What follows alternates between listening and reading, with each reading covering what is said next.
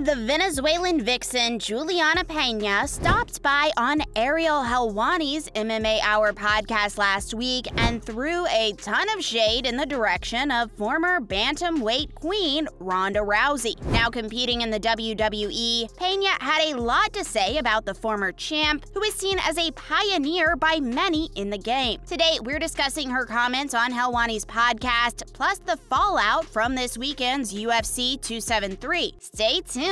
First up, what exactly did the current champ say? After appearing on Helwani's podcast last week, Pena sparked some controversy by claiming that former women's champ Ronda was kind of a joke in the MMA world. The comments came after Ronda lost her last two fights in the UFC, with Pena claiming that she had tarnished her reputation. And of course, there is one school of thought that the current bantamweight champ has a point. Ronda was dethroned after a perfectly placed Holly Holm head kick led to a stoppage, and in her last fight against Amanda Nunes, she was bullied from the start. That fight led to the end of her MMA career, and she has since forged a successful career in pro wrestling with the WWE organization. Of course, Pena is privy to more gossip and goings-on in the MMA world than we are, so if she claims she's a joke within the MMA world, then we can't really argue with that. But we would hope people don't forget that Ronda was an absolute trailblazer for women's MMA, and there was a period of time in the early to mid-2010s where she was blowing through everybody and was easily the most feared woman in MMA. She basically owned the armor and would often finish girls within the first few seconds of fights starting. So maybe we should put a little more respect on her name? Just a suggestion. What do you guys make of Pena's comments? Let us know below. Next up, could the pair actually fight? Stay with us to find out. Of course, Pena's comments were probably tongue-in-cheek, and she obviously respects Ronda, but she did also reveal that if Ronda was to dip her toe back into the MMA water, she would be there to welcome her back with open arms. Whilst many people suggested she meant she would just be happy to have her back, we took it to mean she would be happy to be her first fight should she return to the UFC, which suggests an instant title fight for Ronda. However, it has been around 5 years since she probably even trained MMA, so the likelihood of a return to the octagon for Rowdy is probably pretty unlikely, but we can always dream, right? Rousey obviously had world-class skills, judo and jiu-jitsu particularly, so if she came back, these skills would probably be key in her path to victory. But Pena is clearly no joke. She dominated the female GOAT and made her tap in the second round, so Ronda would have a big job on her hands if she was to come back to the sport, which made her famous. However, we don't see Ronda coming back, as she appears to have turned her back on MMA, and since landing a fat WWE contract, she probably views the sport as kind of been there, done that. Who do you think would come out on top if these two met in the octagon? Let us know below. So what's next for Julianna? Let's see. After shocking the world last year to become the undisputed women's bantamweight champion, the dust has just about settled. Pena's win signified the biggest upset in UFC title fight history, odds-wise, after becoming the least fancied fighter ever to take the W in a title fight. So props to her. But what is next for the Venezuelan vixen? Well, bar a sensational Ronda comeback, we are guessing she will probably be next out this summer. Maybe International Fight Week in July? Almost certainly in a rematch with Amanda, but nothing has been confirmed just yet, except the pair serving as coaches on the next season of The Ultimate Fighter, which usually leads to a coach fight at the end of the show. There was also talk of champ v champ fight at a catchweight against Valentina Shevchenko, which is probably less likely, but if Pena took out two of the best female fighters ever in back-to-back fights, where would that leave her in the debate of women's GOAT? She would certainly have to be in the conversation. One other suggestion was that she could face off against a completely new challenger, another top 5 fighter, the in-form Raquel Pennington perhaps. Who would you like to see Pena face off against when she next enters the octagon? Give us your thoughts thoughts and opinions in the comments section below. Next up, let's talk about Khamzat. Khamzat Chimaev, the much-hyped Russian-born Swede, was fighting Saturday against Brazilian BJJ expert Gilbert Burns. He was expected by many to run through the number 2 ranked Burns, but it didn't quite pan out that way. Burns stood in front of Chimaev from the very start and traded blow for blow with him, even scoring a huge knockdown in the second round after landing a perfect right hand. However, the talented Khamzat, who has recently buddied up with Liverpool's own Darren Till, was in control for most of the fight and certainly won the first and third. But even though he won by unanimous decision, most people would concede he lost the second round, the first round he has lost in his entire career. Up until this weekend, Chimaev has barely been hit in his UFC career, with Joe Rogan even claiming he had only been hit twice in 5 fights. That stat soon changed as Burns landed multiple blows on the welterweight prospect. It is yet to be seen who he will take on next, but it had been suggested before the fight that if he gets past Burns, then next up will be Colby Covington, which will be huge. What did you guys think of his performance on Saturday? And who do you have coming out on top should the Colby fight be made next? Let us know below. Aljo and Jan are up next. One of the longest-running feuds in UFC history, and certainly in bantamweight history, came to a head on Saturday night as Aljamain Sterling and Petr Yan went to war for the second time. Yan had been disqualified during their first meeting last year for an illegal knee and was bitter that Sterling had been awarded the title. An immediate rematch was ordered and Sterling didn't disappoint. After dodging bombs thrown by Yan through the first round, he dominated the second and third by taking Yan down and dominating him on the ground. He sunk in a deep body triangle on both occasions, but somehow failed to get the rear naked choke. Sterling himself conceded after the fight that Yan won the last 2 rounds, but by then the damage was done. Sterling did a stellar job at avoiding the world-class boxing of the Russian and did exactly what he told fans he would do by dominating on the ground and looking for submission. The win means that Sterling is now the undisputed bantamweight champion, and after the fight, he called out former champ TJ Dillashaw, basically telling him he's next. However, Yan claimed he was robbed inside the octagon at the end and demanded an instant rematch, but it was far from a robbery. He left it in the hands of the judges, and for that, he can have no excuses. What did you guys make of this one, and who would you have scored it for? And finally, a successful title defense in the main event. Stay tuned. Alexander Volkanovski showed up to UFC 273 on Saturday like a man who had no interest in relinquishing his title to the Korean Zombie, who was competing in his second title fight, albeit 9 years after his first. Volk was completely dominant from the beginning of the fight and laid it on the Zombie from the start, basically putting on an MMA clinic in the first round. Zombie looked a step off the pace throughout the fight, but especially the first, and the ex-rugby league player Volkanovski was first in every exchange. The second and third followed in much the same manner, with Volk taking his time and displaying ultimate patience, giving the Zombie the respect a 10-plus year veteran of the sport deserved. Zombie wasn't a complete passenger and landed a couple of decent shots of his own, but having been rocked towards the end of the third, Joe Rogan even suggested his corner shouldn't send him out for the next round. It didn't last long, however, and the first real combo Volk laid on him was enough for referee Herb Dean to call it, with Rogan saying at the end of the fight that Volkanovski had put on a seminar. And he had. It was the perfect title defense, and the Aussie said at the end that whoever puts a decent run together gets the next shot. A quite superb performance. What did you make of Volk's performance on Saturday? As always, thanks for joining us today, and remember to stop by next time when we'll be discussing some